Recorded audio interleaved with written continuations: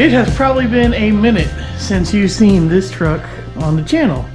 If you don't know about this truck, this is a 1992 GMC Sonoma GT. This is one of the brothers, cousins, whatever you want to call it, to the GMC Typhoon and GMC Cyclone. Quick synopsis, they only made 806 of these. They come with the Sonoma, they come with the, you know, the same as the Cyclone bumper, and all the rear cladding, which is gonna be hard to see, it's dark outside, but you know, and the full Cyclone interior. I say Cyclone, this is all SGT stuff. So anyway, it's a cousin of those trucks, and it's really cool, and it's actually the most rare of all three of them. So it's a really cool truck, but it hasn't been on the channel in quite a while, and that's because we've had like kind of a tire dilemma. And you know, I'll come out and say it, Greg's got a 1993 GMC Typhoon. It's been on the channel a couple times, and for a while there, this truck was running the Typhoon wheels. Because the tires were good, and the tires that were on this wheels were no good. Finally went out and we bought some tires for this thing. These are Firestone Indy 500s. They're 275 40/17s, and we got them on the C4. I call them turbine wheels. I don't know what you want to call them, solid shooters. And they actually take the same center cap for a Typhoon wheel. And guess what? I got some, but I don't got the screws for it, so we're not putting it in. Anyway, the reason that I pulled it out of storage and everything is, one, because man, it needs a bath real bad. But two, I'm gonna try to take it to a cruise-in tomorrow night, and it's in dire need of some attention. The whole time we've owned this truck, I hate to admit, I'm gonna be a terrible person to admit this, we bought it with a fresh oil change, and we've never changed the oil.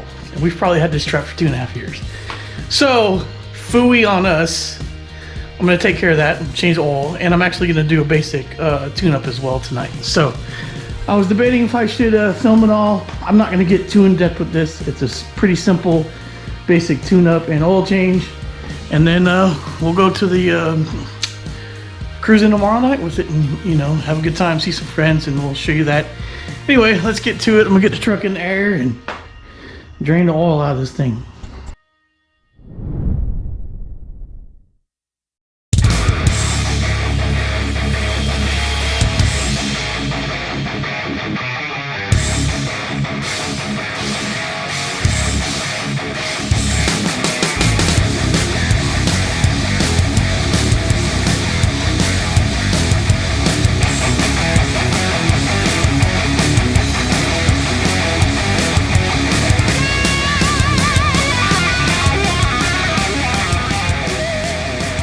Alright, so some people might think this is an unnecessary step.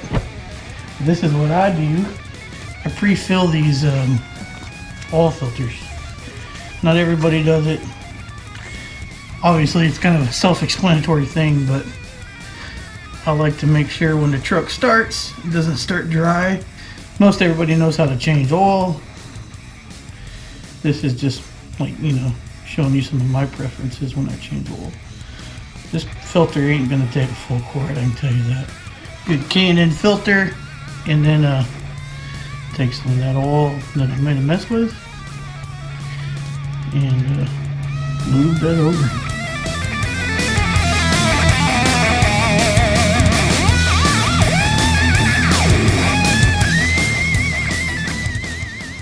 I would like somebody to take the time to notice what a clean oil change that was. There's not a drop on the floor. Now that I said that, when I pour it in the motor, I'm going to spill it everywhere. Alright, so from what I read on these 4.3s, it takes 4.5 quarts. So we already got half a quart in the filter, or about. We'll finish up that other half a little bit, but I'm definitely going to put some Lucas in it as well, because I don't know, I believe in this stuff. Anyway, you know, this truck actually has a little bit of valve seal smoke when you start up, so I think it's going to be very beneficial to put some Lucas in it for sure.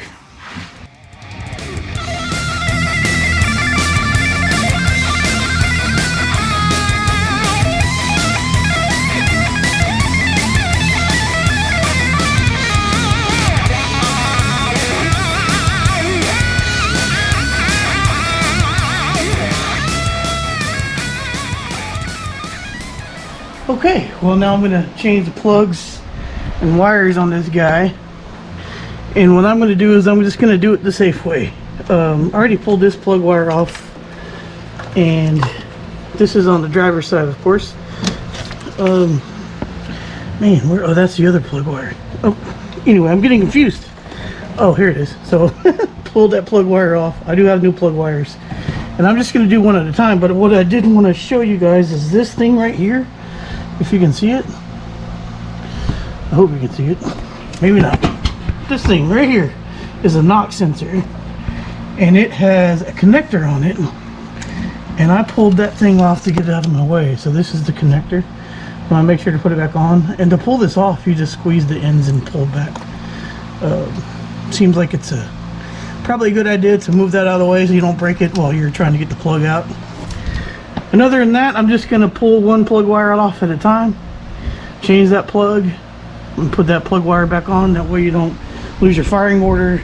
If I know the firing order for this, it's really easy for me to do, but I figured I'll just do it the safe way since it's kind of routed in there in a particular way. And also pay attention to like the way that the boots are. Like the boot going into number 1 is a straight plug. If you can see it right there, right there, and the rest of them are angle plugs. So take your time.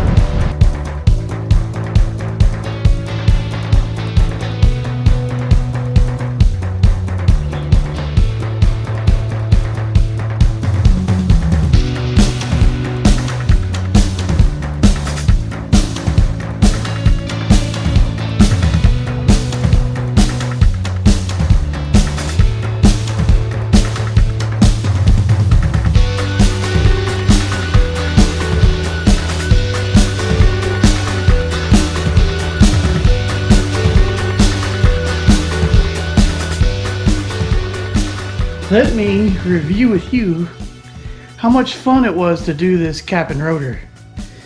So I had a couple of problems. One being, I think, a part casting that was just not right. But there's 2 screws to remove this cap and rotor. At least the cap and the rotor pulls straight off. To get to one of them, you can get to it from back here, but in order to get back there, you have to pull this Vortex trim piece off. Just FYI, so be prepared to pull this thing off to be able to get your screwdriver back there. So, get it down there. Then, to get to the one in the back, you can't get a regular screwdriver to it. So get a stubby one down into it, or I believe the size of the wrench is up here. I had to use one of these, which is a 7/32. And what a pain in the butt. Especially, I don't know what it is about this cap. This is this is a standard ignition cap, but I could not get the 2 screws to line up at all. So I went back to O'Reilly's and bought their baseline, which is called Master Pro. And to me, it's a whole lot better of an ignition cap. It seems to be stronger. The screws don't fall out because they got O-rings on them. Just don't buy that one, because I even moved the distributor to get that sucker on there. It was just a chore. It should not have been that bad. And in all honesty, as long as you take your time with the plugs and wires, they're not that bad. I've got them zip tied up, make sure they're not hitting the steering shaft or the exhaust.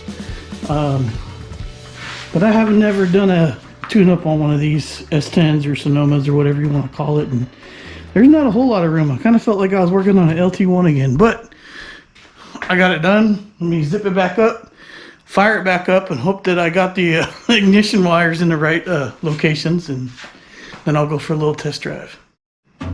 Okay, button back up. Let me get it in and start it. FYI, the starter's gonna drag. It's just what it does in this truck. Oh, I got it right.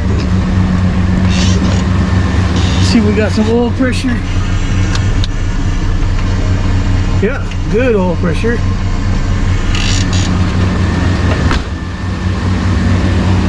Check engine lights on. Oh, I didn't plug the knock back in. Let me plug that knock back in.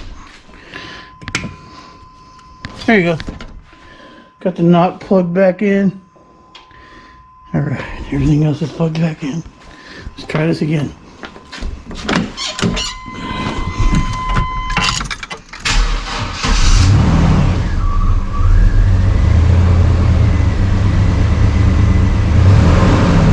I wonder if that knock sensor's bad, because it was running better, I think, when it was unplugged. I'll have to go back and look at the video. But yeah, seems like everything's working.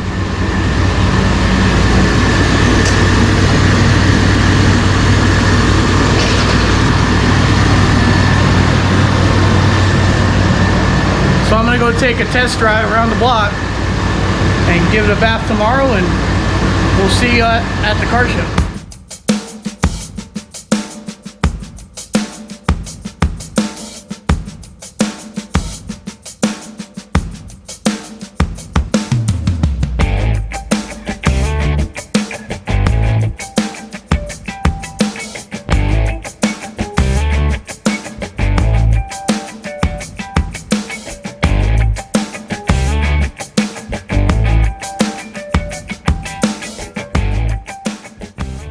Well, this thing is all shined up and ready to go, except it's developed a idle air control problem. Oh well, it's gonna make it there and back, and I'll deal with that in a later time because I'm kind of crunched for time. I did wind up actually timing the truck, which was an interesting process, and I think I'm gonna try to show that later on down the road when we maybe put a new distributor in it or something. But let's get headed down to the car meet before it gets dark, because it gets dark a lot earlier now. So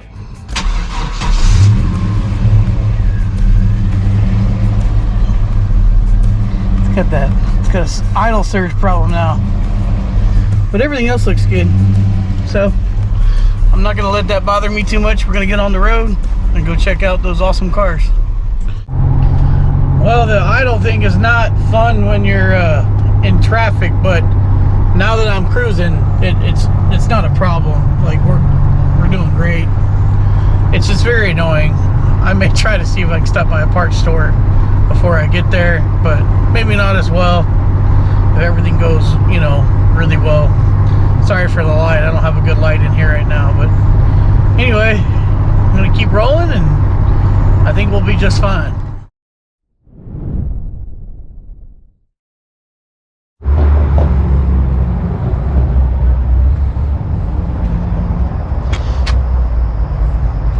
I made it out here.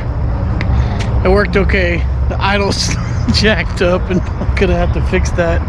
So I'm gonna order parts. But it's a pretty awesome little turnout. And if you watch the Race Week videos, Chuck, who was Keith's co-pilot, is out here with his ride, and I'm gonna go check that out real quick. Do it again.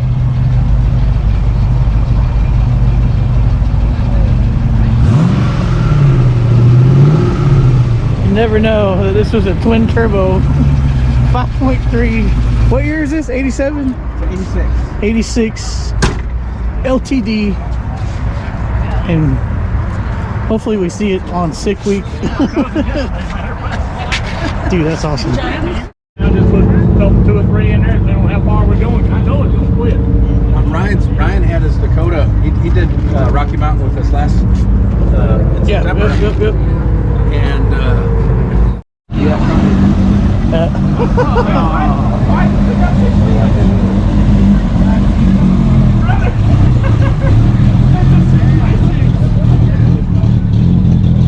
look at that. It is a tandem axle.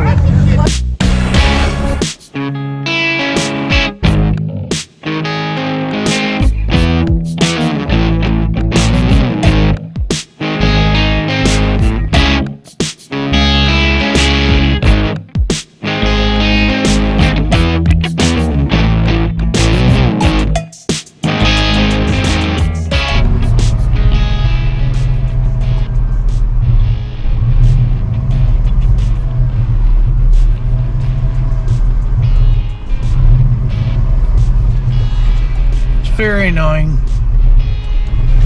Gonna have to order some parts to get it fixed. I'm gonna order an IAC because I think that's what it is. Because if I unplug it, well, it should fix it. But it is what it is. We're gonna put it up. I'm about to work on the Bel Air, so you can see that coming up here pretty soon. It's been a little while since it's been on the channel. And well, we appreciate you guys checking out the video. Hope you like seeing me work on the Sonoma and take it for a little drive. Sometimes everything doesn't work out the way I want it to, but yeah, we deal with it. So if you like the content, please consider subscribing, and I'm gonna get on here. So, and you know the deal. Until next time, y'all be good.